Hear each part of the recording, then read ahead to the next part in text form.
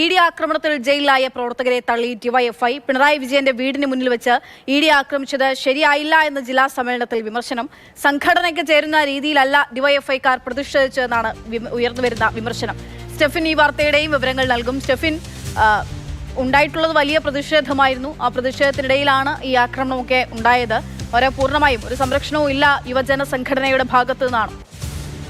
അങ്ങനെ പൂർണ്ണമായി സംരക്ഷണം ഇല്ല എന്ന് പറയാൻ കഴിയില്ല എങ്കിൽ പോലും അന്ന് ഉണ്ടായിരുന്ന ആ ഒരു പ്രതിഷേധം അത് അതിര് കടന്നു പോയി എന്നുള്ളത് പാർട്ടി തന്നെ വിലയിരുത്തിയതാണ്. അതേതായാലും ജില്ലാ സമ്മേളനത്തിലേക്ക് വരുമ്പോൾ ജില്ലാ സമ്മേളനത്തിൽ നേതാക്കൾ ആ കാര്യങ്ങളെല്ലാം തന്നെ പറഞ്ഞു. അതോടൊപ്പം തന്നെ പിണറായി വിജയനെതിരെ കൂടി വിമർശനം ഈ തരത്തിൽ വരുന്നുണ്ട്. കാരണം അന്നുണ്ടായിരുന്ന പ്രതിഷേധം അത് കഴിവതും ഒഴിവാക്കാവുന്നതായിരുന്നു.